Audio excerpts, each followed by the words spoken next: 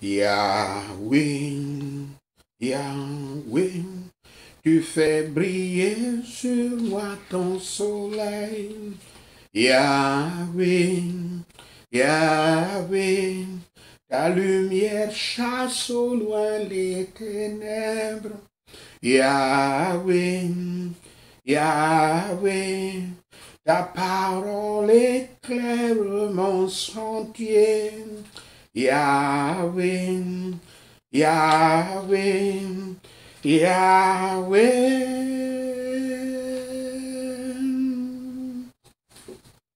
Ouvrons notre Bible au livre de Josué 2, Josué chapitre 2, Rahab et les espions. Rahab et les espions. Josué 2, versets 1 à 7. Rahab reçoit et cache deux Israélites. Verset 1. Jéricho se trouvait à seulement 9 kilomètres certainement de l'autre côté du Jourdain et était l'une des forteresses les plus formidables de la terre promise. Très probablement, la maison de Rahab est le seul endroit où les hommes pouvaient rester avec l'espoir de ne pas être détectés. De plus, ils pourront y rassembler des informations. La maison de Rahab offrait également un moyen d'échappatoire facile, car elle était située sur le mur de la ville. Verset 3. Le roi de Jéricho avait peut-être supposé que les espions restaient avec Rahab, mais il aurait eu des raisons de s'attendre à ce qu'elle fasse son devoir patriotique et livre les espions.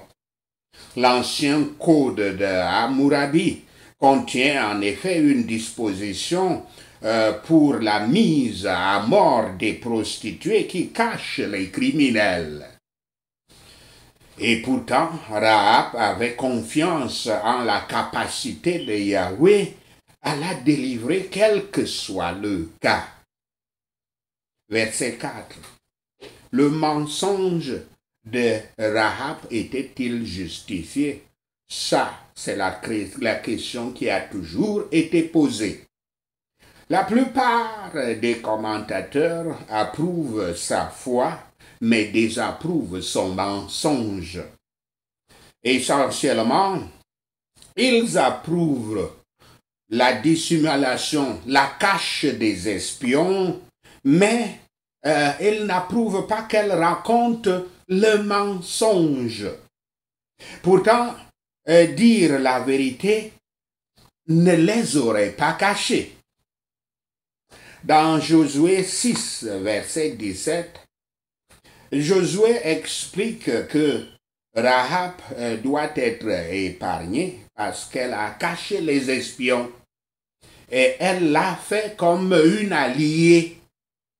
La question de savoir si son mensonge était justifié par Dieu, parce que c'était une question de guerre, est débattue par les théologiens, les philosophes. Mais, quand nous disons péché, le péché, c'est devant les yeux de qui? Comme nous l'avons vu dans les derniers chapitres de Deutéronome, nous avons un devoir d'obéissance à Dieu, Yahweh. Nous n'avons pas un devoir d'obéissance aux hommes. Les hommes ne nous jugent pas, c'est Yahweh qui nous juge. Et il a défini les différents critères du péché. Est-ce que vous faites un mal à une personne par votre acte? Est-ce que surtout et surtout et surtout désobéissez-vous à Dieu? Donc quand vous êtes en mission envoyée par Dieu, et cette mission pour être accomplie demande de mentir à l'ennemi que Dieu vous a désigné que c'est l'ennemi, est-ce que le mensonge tient encore? Si le mensonge est sur l'ennemi, ne pas dire la vérité à l'ennemi, mène à la victoire, à la réussite de la mission. La question est donc, les espions israélites, les hommes qui étaient sous les ordres de Yahweh, auraient-ils dit au peuple de Jéricho qu'ils étaient des espions si on le leur demandait? Aurait-il dit qu'ils sont des espions? N'est-ce pas la tâche d'espionner aussi, celle de se cacher et donc de mentir? Se cacher, c'est mentir. Se cacher, c'est aller dans les ténèbres. Car il est difficile pour un espion de remplir sa mission sans mentir. Ensuite, la question connexe serait, devrions-nous voir l'envoi d'espions autrement que l'infidélité à la promesse de Yahweh? De toute évidence, sa foi était reconnue comme sincère. Peu importe si son mensonge était excusé par les circonstances, c'est la foi qui est le thème principal et la chose fondamentale dans ce chapitre. La foi dans les promesses de Dieu ne doit pas supprimer, mais encourager notre diligence dans l'utilisation des moyens appropriés. La providence de Dieu a dirigé les espions vers la maison de Rahab. Dieu savait où il y en avait un qui serait vrai pour eux, bien qu'ils ne l'aient pas su eux-mêmes. Rahab semble être une aubergiste. Et si elle avait autrefois mené une mauvaise vie, ce qui est douteux, elle avait laissé ses mauvaises voies. Ce qui nous paraît le plus accidentel est souvent renversé par la divine providence pour servir les grandes fins, comme cela est dit dans Nombre 15, verset 28. C'est par la foi que Rahab avait reçu dans la paix ses espions contre lesquels son roi de Jéricho et son pays de Jéricho avaient eu la guerre. Nous sommes sûrs que ce fut un bon travail. Il est ainsi parlé d'elle par l'apôtre dans Jacques 2, verset 25. Et elle l'a fait par la foi. Une telle foi qu'il avait placée au-dessus de la peur de l'homme. Ce ne sont que de vrais croyants qui trouvent dans leur cœur de s'aventurer pour Dieu. Ils prennent leur peuple, le peuple de Dieu, pour leur propre peuple et jettent le sort parmi eux, parmi le peuple de Dieu. Les espions étaient conduits par la providence spéciale de Dieu. Et Rahab les avait divertis par rapport à Israël et à Dieu, au Dieu d'Israël. Et non pas pour le profit ou pour un but maléfique. Bien que des excuses puissent être offertes pour la culpabilité du mensonge de Rahab, il semble préférable d'éviter tout ce qui tend à l'expliquer. Ces vues de la loi divine doivent avoir été très sombres. Un mensonge comme celui-ci, raconté par ceux qui jouissent de la lumière de la révélation, quel que soit le motif, mériterait une lourde censure. Oui, Yahweh punit le péché, mais il sauve les pécheurs qui croient. C'est la simple vérité de l'histoire de Rahab et c'est simple, et c'est la simple vérité de l'histoire de tout homme qui vient à Yahshua Christ. Josué 2, versets 8 à 21. Rahab et les espions.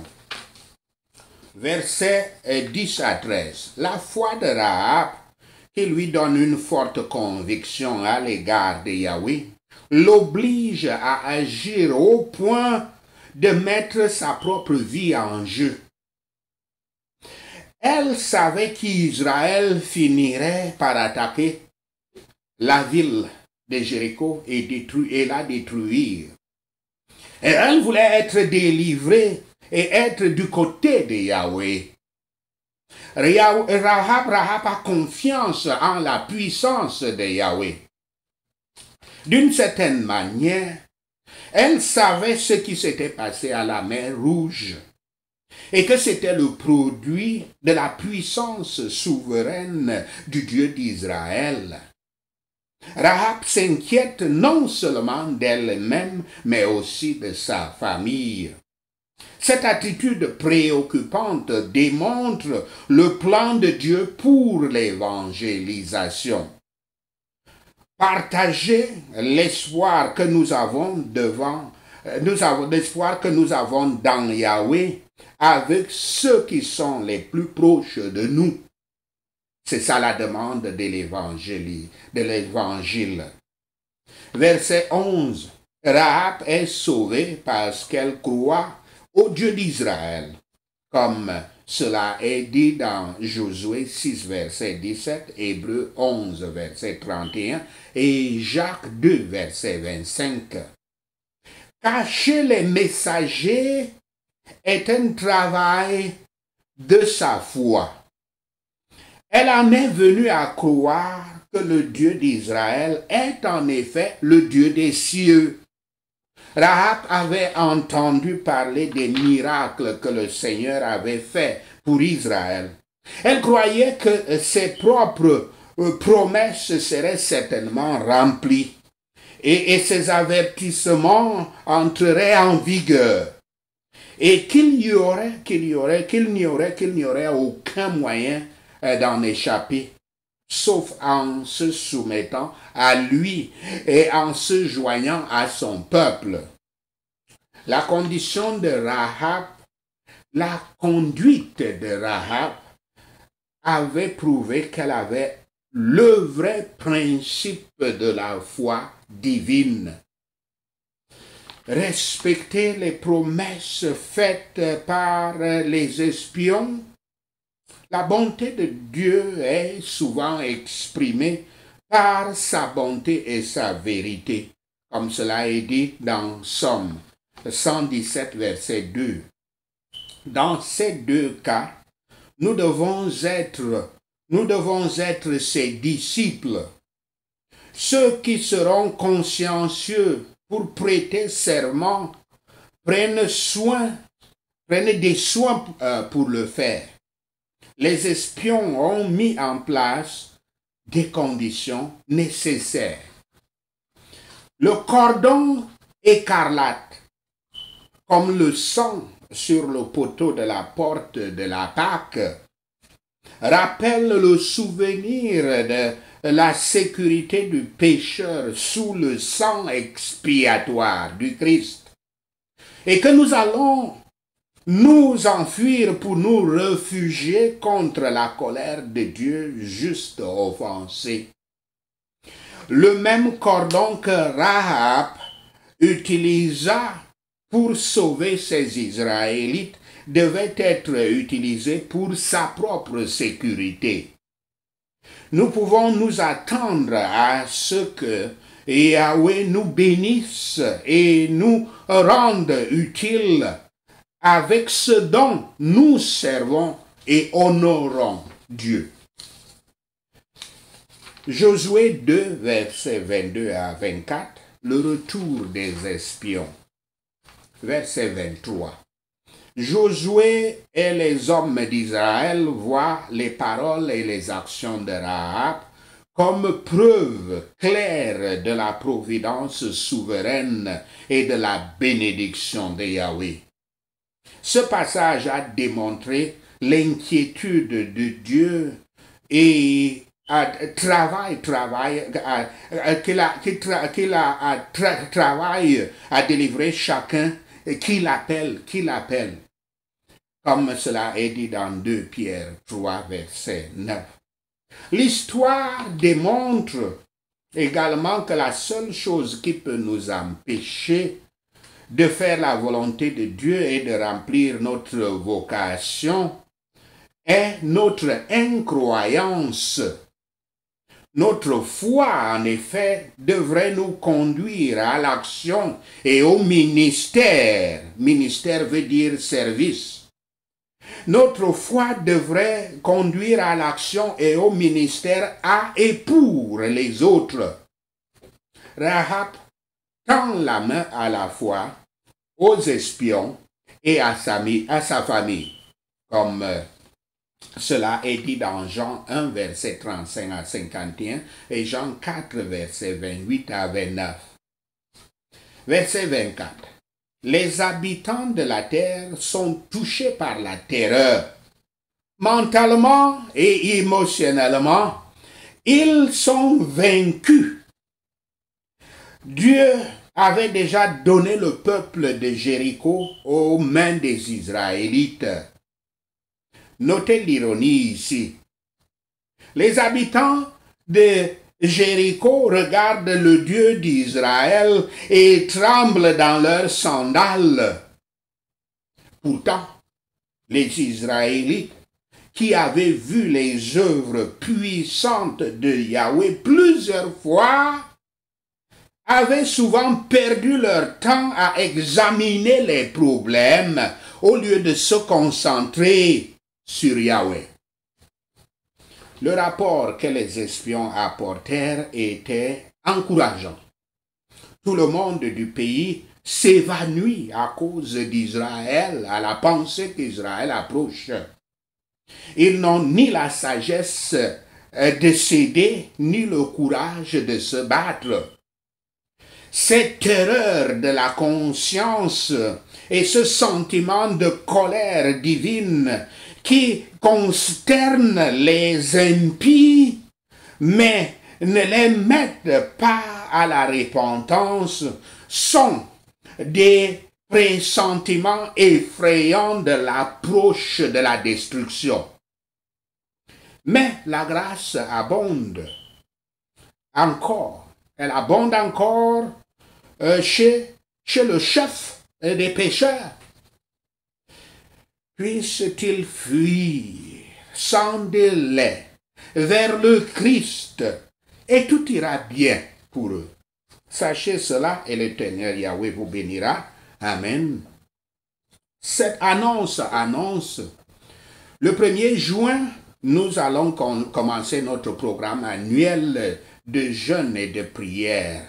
De 40 jours, le Seigneur nous a ramené le jeûne que nous avons fait ces 2 derniers, de 150 jours à 40 jours.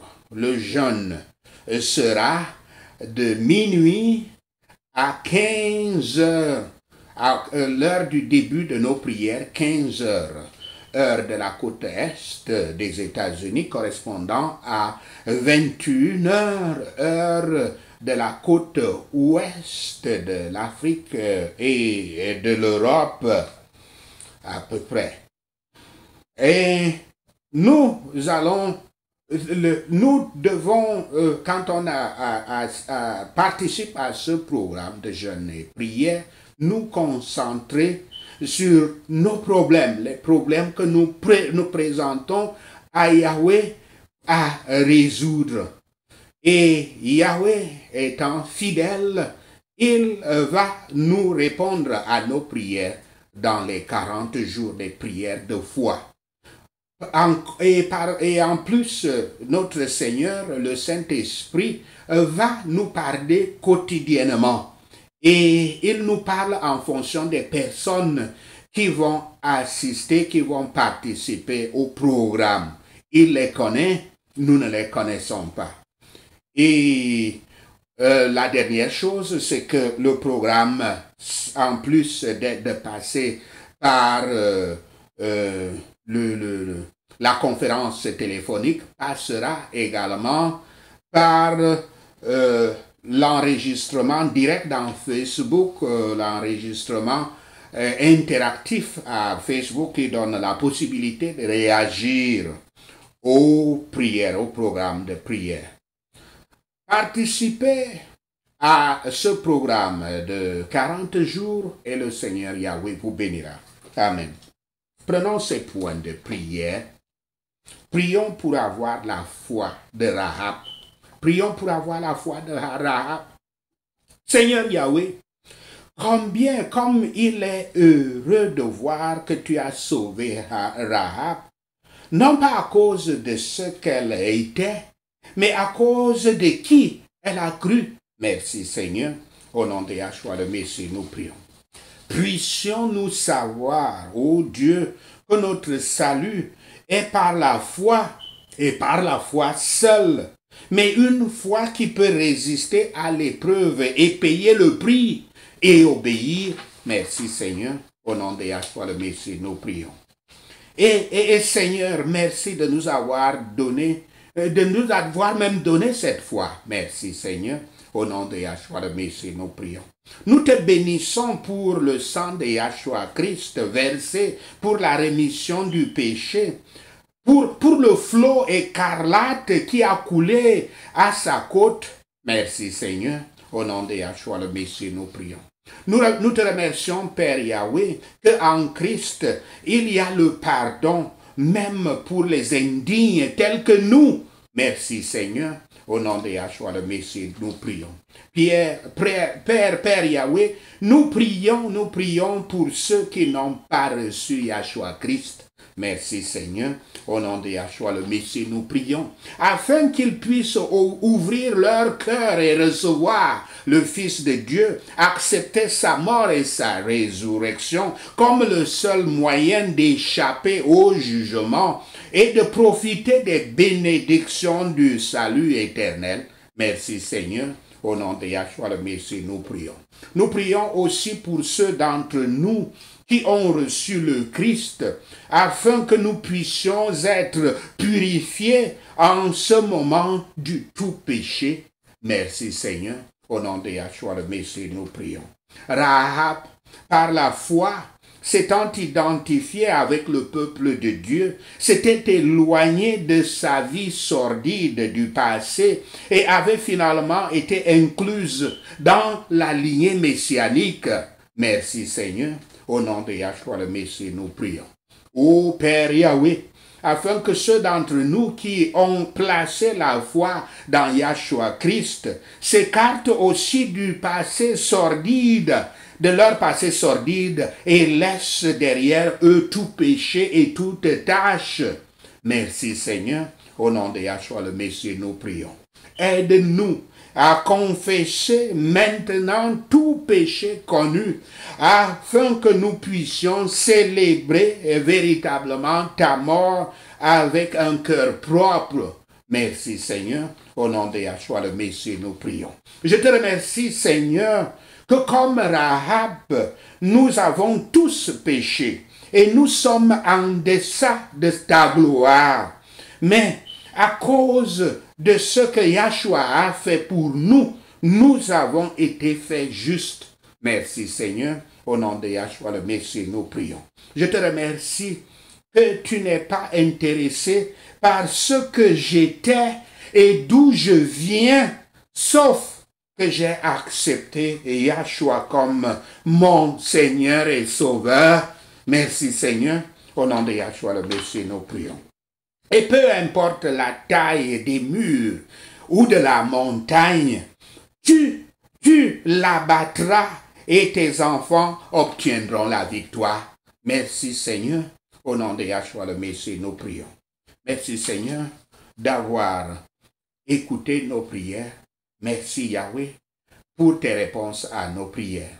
Seigneur, nous te rendons gloire, nous te louons, nous t'adorons, nous bénissons ton Saint-Nom.